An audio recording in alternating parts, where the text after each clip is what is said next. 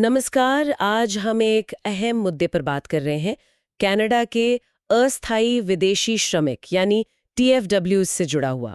जी। ये है vulnerable open work permit VOWP, और साथ ही वो जॉब स्कैम्स जो अक्सर इन श्रमिकों को अपना निशाना बनाते हैं। हाँ बिल्कुल, हमारे पास जो भी जानकारी है, लेख, रिसर्च, सरकारी दस्तावेज, वो इस मुद्दे की कई परतें खोलती है। तो आज कोशिश यही रहेगी कि समझें कि ये VOWP सिस्टम जो मतलब मदद के लिए बना है, वो असल में काम कैसे कर रहा है। और ये भी कि श्रमिकों को किस किस तरह की मुश्किलों का, शोषण का सामना करना पड़ता है। हाँ, और क्या ये परमिट सच में उन्हें बचा पा रहा है? चलिए इसी पर आज गहराई से बात करते हैं। जी। तो ये VOWP ये 2019 में आया था, है ना? हाँ, 2019 में। और इसका मकसद था, जैसा आपने कहा, उन TFWs की मदद करना जो काम की जगह पर किसी तरह का दुर्व्यवहार झेल रहे हों, शारीरिक, मानसिक, यौन शोषण या फिर पैसों का घपला। अच्छा, तो ये परमिट उनको अपने शोषक एम्प्लॉयर को छोड़ने की इजाजत देता है? हाँ, और कनाडा में ही किसी दूसरे योग्य एम्प्लॉयर के पास कानूनी तौर पर काम करने की। और इसके लिए उन्हें नए LMIA मतलब लेबर मार्केट इम्पैक्ट असेसमेंट की जरूरत नहीं पड़ती। तो सोच तो अच्छी है इसके पीछे, मतलब कि श्रमिक बेचारे डिपोर्टेशन के डर से शोषित न होते रहे। बिल्कुल, सिद्धांत यही है। लेकिन देखिए, इसमें भी पेंच है। आवेदन करने के लिए सबूत चाहिए होता है। सबूत? कैसे सबूत? जैसे कोई टेक्स्ट मैसेज हो, सैलरी का रिकॉर्ड, कोई गवाह हो। और दिक्कत यह है कि मंजूरी की दर वो करीब 50% ही है। सिर्फ 50%? हाँ। अच्छा, ये तो काफी कम लगा। मतलब आधे लोगों को मदद नहीं मिल पा रही फिर। हाँ, ये एक बड़ी चिंता की बात है। और जिन्हें मिल भी जाता है परमिट, उनके लिए भी राह आसान नहीं होती। सही। और ये शोषण की जो बात हम कर रहे हैं, इसकी असलियत क्या है? मतलब किस हद तक है ये? कोई उदाहरण है हमारे पास? हाँ, जमीनी हकीकत काफी गंभीर है। एक केस स्टडी है ब्रिटिश कोलंबिया की। एक वर्कर को कुक की नौकरी का वादा करके बुलाया गया, पर जब वो पहुंचे तो पता चला नौकरी है ही नहीं। अब अपना स्टेटस बचाने के लिए उन्हें अपनी ही तनख्वाह वापस एम्प्लॉयर को देनी पड़ी। ओह, अपनी तनख्वाह वापस? ये कैसा ये लो, हुआ? इसे पेरोल साइकिलिंग कहते हैं। ये दिखाता है कि श्रमिक कितने मजबूर हो जाते हैं कभी कभी। खैर, बाद में उन्हें VOP मिल गया था, पर प्रक्रिया आसान नहीं थी बिल्कुल। समझ सकती हूँ। और ये कोई अकेला मामला तो होगा नहीं। संयुक्त राष्ट्र की रिपोर्ट में भी तो ऐसी बातें हैं, वेतन चोरी, ज्यादा घंटे काम। हाँ बिल्कुल, वेतन न देना या कम देना, बहुत ज्यादा घंटे काम कराना, ब्रेक न देना, शारीरिक शोषण, यौन उत्पीड़न, पासपोर्ट या जरूरी दस्तावेज जब्त कर लेना, हेल्थ केयर तक पहुंच न देना, ये सब समस्याएं UN ने भी नोट की हैं। बाप रे। और आंकड़े क्या कहते हैं इस बारे में? आंकड़े तस्वीर को और साफ करते हैं। जैसे ओंटारियो में VOWP अप्रूवल्स में 2025 में 867% की बढ़ोतरी हुई। 867%? जी हाँ, ये आंकड़ा सिर्फ एक नंबर नहीं है। ये दिखाता है कि कितने ज्यादा श्रमिक असुरक्षित महसूस कर रहे हैं और सिस्टम पर कितना दबाव है। 2019 से अब तक 7,500 से ज्यादा VOAP जारी हो चुके हैं। 7,500? और सिर्फ 2024 में ही अब तक 2,700 से ज्यादा। ये अब तक का सबसे ज्यादा है एक साल में। ये बढ़ती संख्या तो वाकई चिंताजनक है।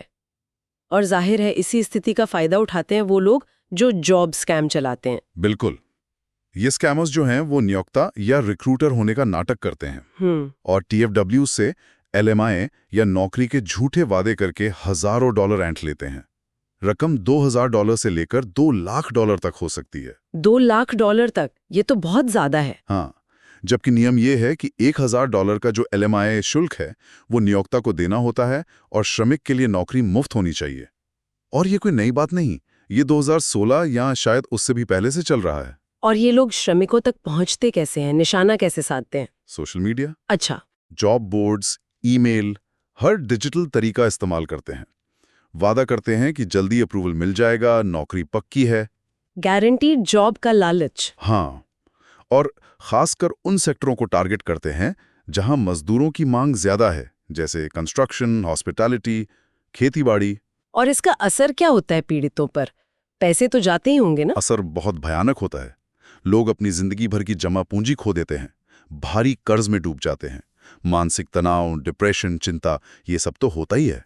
और कानूनी पछड़े भी हो सकते हैं? हाँ, वो अनजाने में ही सही, पर जाली दस्तावेज देने या गलत जानकारी देने जैसी अवैध गतिविधियों में फंस सकते हैं, जिससे डिपोर्टेशन का खतरा भी बन जाता है। तो एक तरफ ये धोखाधड़ी है और दूसरी तरफ वो VOWP जिसे मदद करनी चाहिए उसमें भी अपनी दिक्कतें हैं। जैसे आपने बताया अप्रूवल रेट कम है, और क्या चुनौतियां हैं इसमें? प्रक्रिया काफ़ी जटिल है, टेक्निकल प्रॉब्लम भी आती हैं, जैसे मोबाइल से अप्लाई करने में दिक्कत, फाइल अपलोड की लिमिट है, भाषा के विकल्प सीमित हैं, और प्रोसेसिंग टाइम का कुछ पता नहीं, किसी का कुछ दिनों में हो जाता है, किसी का महीनों लग जाते हैं।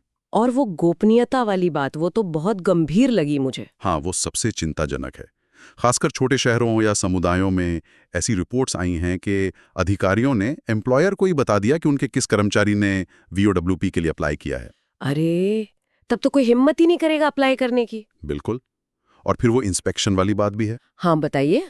इंस्पेक्शन अक्सर पहले से बताकर होते हैं, तो नियोक्ता क्या करते हैं, उस दिन के लिए सब कुछ ठीक ठाक कर देते हैं, या फिर उन श्रमिकों को कहते हैं कि तुम आज आना ही मत। अच्छा, मतलब दिखावा हो जाता है पूरा। जी। और क्या VOWP मिल जाने के बाद भी मुश्किलें रहती हैं? कोई सामाजिक दिक्कत? हाँ, एक तरह का कांक जुड़ जाता है। कुछ नियोक्ता या लोग वी-वोल्फ होल्डर को प्रॉब्लम क्रिएटर या विसल ब्लोअर की तरह देख सकते हैं। ओह, तो फिर नई नौकरी ढूंढना और मुश्किल हो जाता है। इसीलिए कई श्रमिक शायद शोषण सहना चुन लेते हैं, बजाय वी-वोल्फ अप्लाई करने के। और यही वजह है कि एक्सपर्ट्स जैसे UN के लोग या डलहौजी यूनिवर्सिटी के रिसर्चर्स कहते हैं कि वी-वोल्फ शायद एक, क्या कहते हैं, अस्थायी राहत या पैबंद तो है, बिल्कुल, पर यह कोई पर्याप्त समाधान नहीं है। सही बात है। ये श्रमिकों को फिर से वैसी ही अनिश्चित स्थिति में डाल सकता है। बिल्कुल, ये सिस्टम की जड़ में जो समस्याएं हैं उनको नहीं सुलझाता। समझ गई। तो सरकार क्या कर रही है? मतलब इन सब दिक्कतों से, शोषण, स्कैम्स, वी-वोप की अपनी कमियां, इनसे निपटने के लिए कुछ हो रहा है? हाँ, सरकार ने धोखाधड़ी और नियमों का पालन न करने वाले नियोक्ताओं पर कार्रवाई थोड़ी बढ़ाई है। हाल में $2.1 मिलियन का जुर्माना लगा है, कुछ नियोक्ताओं पर बैन भी लगा है। अच्छा। और TFWP नियमों को और सख्ती से लागू करने की बात भी की जा रही है। लेकिन क्या ये काफी है? आलोचक क्या कहते हैं? आलोचक, जैसे कि संयुक्त राष्ट्र, सवाल उठाते हैं कि भाई, श्रमिकों को उनके अधिकारों की जानकारी देने की जिम्मेदारी नियोक्ताओं पर ही क्यों डाली हुई है? इसमें तो साफ ही तो टकराव है। हाँ, ये तो है। सरकार खुद आगे बढ़कर सक्रिय रूप से ये जानकारी क्यों नहीं फैलाती? और विशेषज्ञ मानते कि सिर्फ जुर्माना लगाने या नियम सख्त करने से बात नहीं बनेगी। तो फिर क्या चाहिए? प्रणालीगत बदलाव, सिस्टमिक चेंजेस, जैसे कि शायद ये जो क्लोज्ड वर्क परमिट का सिस्टम है, इसी पर दोबारा सोचने की जरूरत है। तो कुल मिलाकर बात यह है कि VOWP एक जरूरी कदम तो है, लेकिन अभी अधूरा है। और जॉब स्कैम्स तो मतलब श्रमिकों की लाचारी का पूरा फायदा उठा रहे हैं। तस्वीर काफी उलझी हुई है। हाँ, बिल्कुल। और अंत में सोचने वाली बात यही रह जाती है कि ये जो मौजूदा व्यवस्था है, थोड़े बहुत सुधारों के साथ, क्या ये वाकई उन सबसे कमजोर, सबसे ज्यादा शोषित श्रमिकों को कोई स्थायी सुरक्षा दे पाएगी? या फिर ये सब सिर्फ एक ऊपरी लीपापोती है जो सिस्टम की गहरी दिक्कतों को छुपा रही है? जी, और उन गहरी दिक्कतों को ठीक करने के लिए शायद कहीं ज्यादा बड़े और बुनियादी बदलावों की जरूरत है। ये सवाल वाकई सोचने वाला है।